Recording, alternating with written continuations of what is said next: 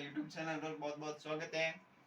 हम आज बायोलॉजी के 10 क्वेश्चन लेके आए हैं जो कि नीट के रिलेटेड है। तो हमारा फर्स्ट क्वेश्चन है, निम्नलिखित स्तंभों का मिलान कीजिए तथा सही विकल्प का चुनाव कीजिए। तो ए है हमारा एल्बुगो, बी है न्यूरोस्पोरा, सी है ब्रैकेट कॉर्क। तो हमारा एल्बुगो है जो कि फाइकोमाइसिटिस से रिलेटेड है। तो एल्बुगो के अंदर जो होता है उग बीजाणु होता है, तो ए का होगा थर्ड।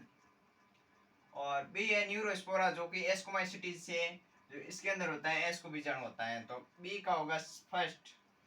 और सी है हमारा ब्रैकेट कॉर्क जो कि बेसिडियोमाइसिटीज है, इसके अंदर जो होते हैं बेसिडियम बीजाणु होते हैं, तो सी का होगा सेकंड। तो हमारे ए का जो है थर्ड है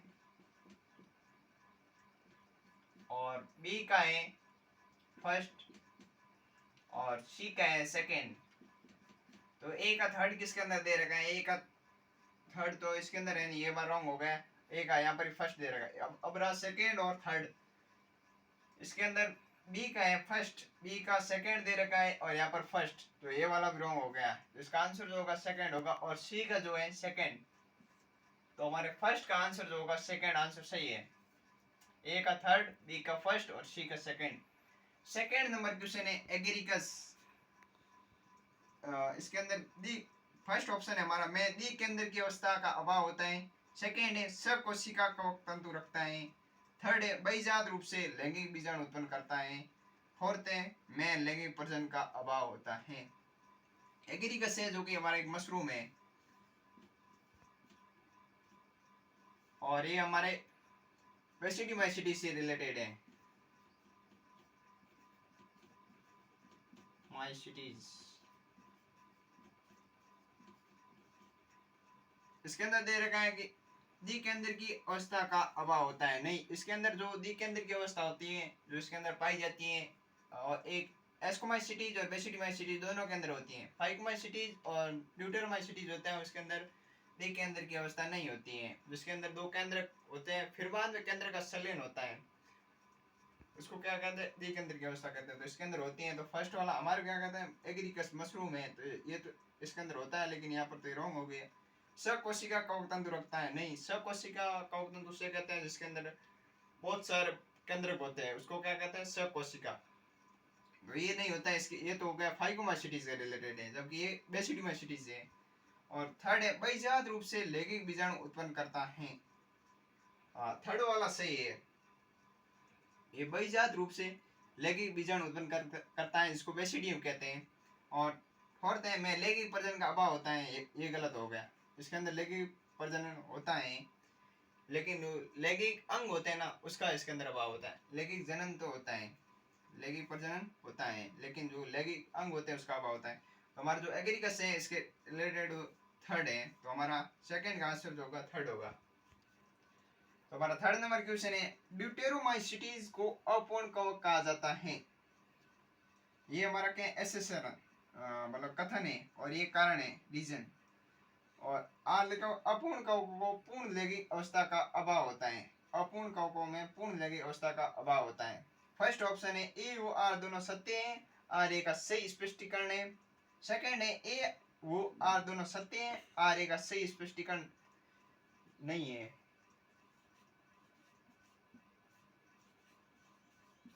सही स्पष्टीकरण नहीं है। और थर्ड है ए सत्य है तथा आर असत्य है। फोर्थ है ए वो आर दोनों असत्य है।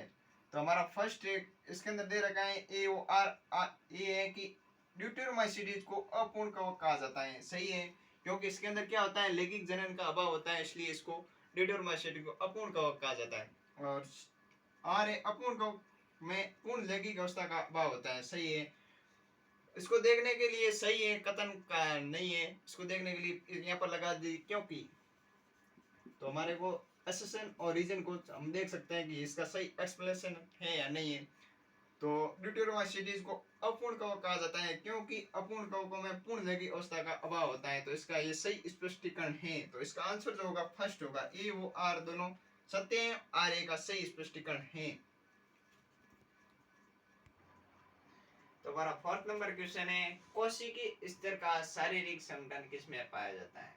फर्स्ट है अंकुश कर्मी, सेकेंड है एंटीडोन, और थर्ड है एडमेसिया, और फोर्थ है यूस्पेंजिया।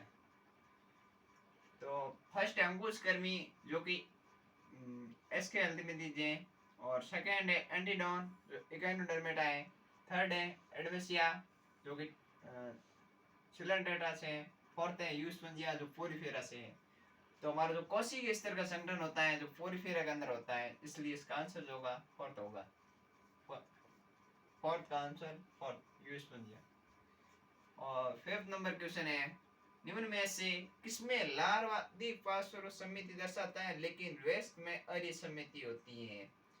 ये जो हमारा होता है इकाइनोडर्मेटा होता है, तो प्लेनेरिया है जो कि एक होता है हमारा प्लेटी हेल्थमेथिस, और टिनोफोरा है जो कि हमारा एक संघी है, और इकाइनोडर्मेटा ये इसके अंदर जो होती है लार्वा के अंदर द्विपार्श्व समिति होती है, और जो वेस्ट होता है उसके अंदर अरी समिति होती है। फोर्थ है मेढक जो कि एक कॉर्डेटा है, और इस आर्थ्रोपोडा वर्ग के अंदर रखा गया है।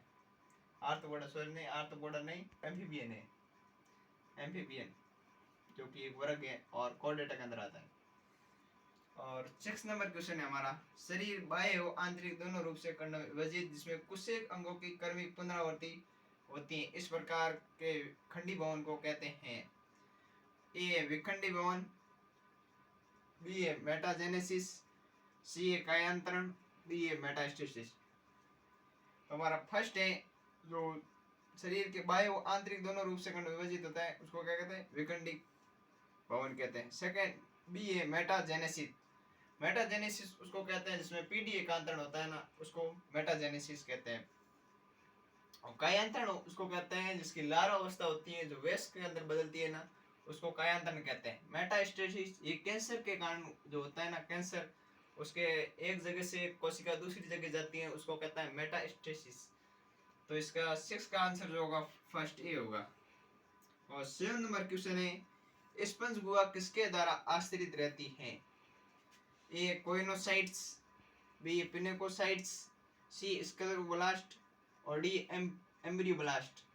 तो हमारा जो स्पंज गुहा आश्रित रहती है जो कोइनोसाइट से रहती है, तो 7 नंबर का ये आंसर होगा जो कि पोरीफेरा के अंदर होती है, जो पोरीफेरा संघ होता है ना उसके अंदर होती है स्पंज गुहा।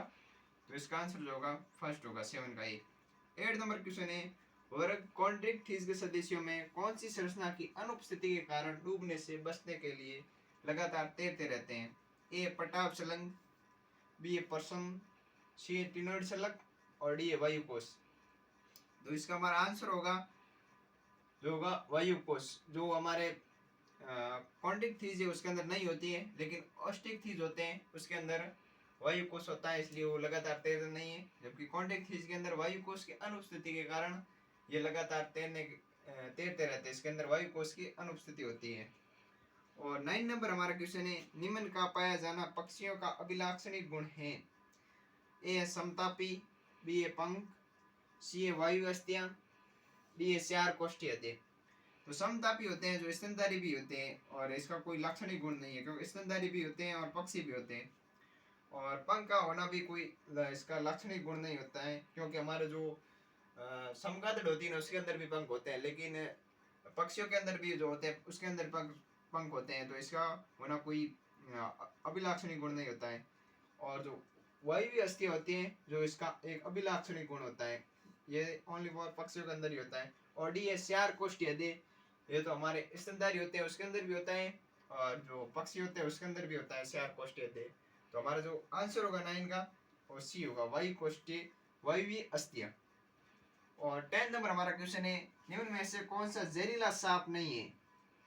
फर्स्ट है कोबरा, और बी है वाइपर, और सी है पाइथन अजगर, और डी है बेगरस। तो हमारा एक कोबरा है जो कि एक जहरीला सर्प होता है, बी वाइपर है जो भी एक जहरीला सर्प होता है, पाइथन अजगर होता है जो जहरीला सर्प नहीं होता है, डी है बेगरस ये भी जहरीला सर्प होता है। जो हमारे 3 दे रखे हैं ना, कोबरा, वाइपर और डी बेगरस, ये हमारे एनसीईआरटी के अंदर है, लेकिन ये पाइथन है ना ये एनसीईआरटी के अंदर नहीं लिखा हुआ है। ये तो मतलब एक ट्यूशन बनाने के लिए, क्यों हमारे को पता है कोबरा और वाइपर और ये मतलब जहरीले होते हैं, तो फिक्स है कि ये पाइथन अजगर है जो कि एक जहरीला सर्प नहीं है। तो थैंक यू।